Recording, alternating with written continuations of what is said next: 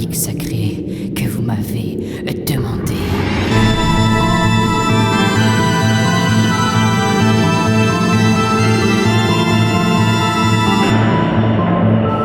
La caverne de Zach.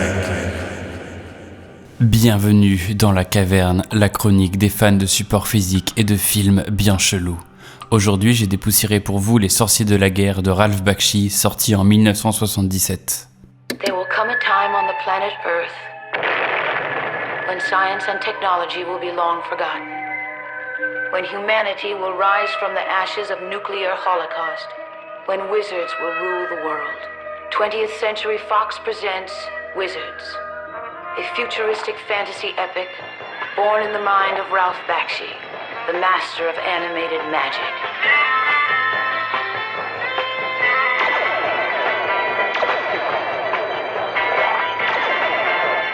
Ralph Bakshi est un réalisateur trop souvent sous-estimé lorsque l'on parle d'animation pour adultes. Connu pour sa version semi-animée rotoscopée et très décriée du Seigneur des Anneaux, que je vous conseille pour ma part, pour la beauté de certains décors, l'étrangeté globale du rendu visuel ultra psyché, mais aussi quelques répliques bien drôles, il faut l'avouer.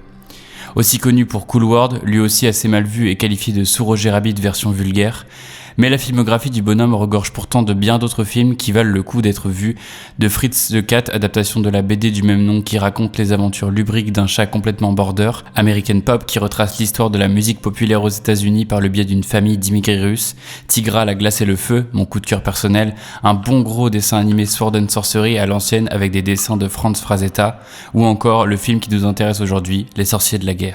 It is the story of two brothers, Avatar and Black Wolf, powerful wizards, and mortal enemies from the day they were born. Ce film raconte donc l'affrontement sans fin entre deux frères magiciens, Avatar et Black Wolf, dans un monde post-atomique redevenu monde de fantasy par mutation. En gros, l'inverse de En Avant quoi. Le film est un savant mélange de plein de trucs. On y retrouve donc le bestiaire du merveilleux, avec les fées, les elfes, les lutins, les mages, les monstres et les châteaux maléfiques et les forêts enchantées, mais aussi celui de la guerre et du monde moderne déchu, avec des tanks, des avions, des masques à gaz, des tranchées ou encore des ruines, le tout baignant dans une piscine de LSD sur lequel stagnerait un nuage de weed. Le film est un véritable ovni de l'animation complètement barré, traitant du totalitarisme et de la manipulation de masse en utilisant des techniques d'animation classiques, des scènes proches du roman photo et d'autres avec la fameuse rotoscopie qui apporte toujours ce côté ultra psyché et étrange. Passons maintenant au support physique. La version que je possède est à ma connaissance la seule disponible en France, a été éditée par Wildside Video en 2011 en DVD. Oui, vous avez bien entendu les fanatiques de la 4K, je vais parler d'un DVD et je vous emmerde. Sans blague, je voulais juste faire une aparté sur la diabolisation du DVD par rapport aux autres formats. Oui, bien sûr, le DVD c'est moins beau et c'est même pas de la HD, mais faut pas déconner, ça se regarde très bien, surtout pour un dessin animé où on a moins de détails dans l'image.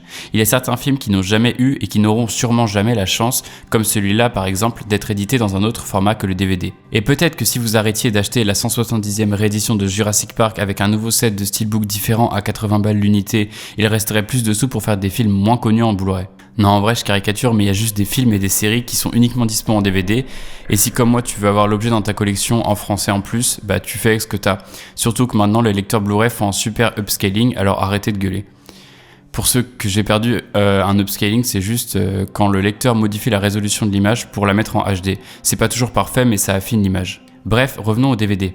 Il est sorti dans une collection qui s'intitule Les Introuvables, et là c'est le cas de le dire. Une collection excellente qui permet de redécouvrir beaucoup d'excellents films plus ou moins connus, allant des films de Kurosawa à Suspiria de Argento. Je suis pas toujours fan des collections qui dénaturent en général l'affiche officielle avec des bandeaux chartés pour tous les films, mais là ça passe, c'est plutôt sobre et sympa, surtout que c'est des versions remasterisées qui possèdent souvent beaucoup de bonus bien sympas. Les bolus d'ailleurs, parlons-en.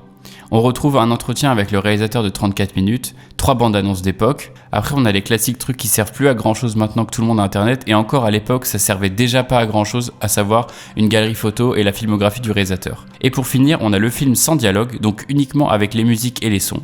J'ai pas encore trop compris l'intérêt de la chose, mais ça peut être sympa, surtout que la bande originale du film, principalement composée de nappes de synthé psyché, vaut le détour et que le design sonore est vraiment cool, surtout vers la fin, mais je n'en dirai pas plus sinon ça spoil.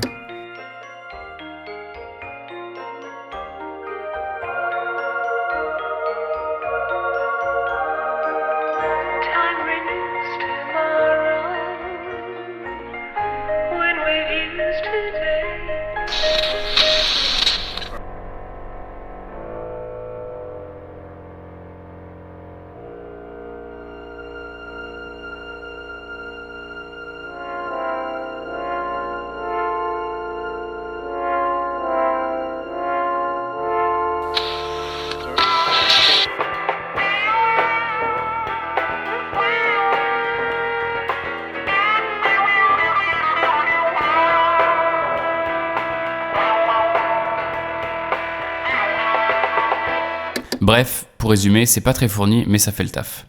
Ah, et pour finir, j'ai oublié de préciser, mais tout est en VOSTFR, pas de doublage pour cette fois. Désolé fans de la VF.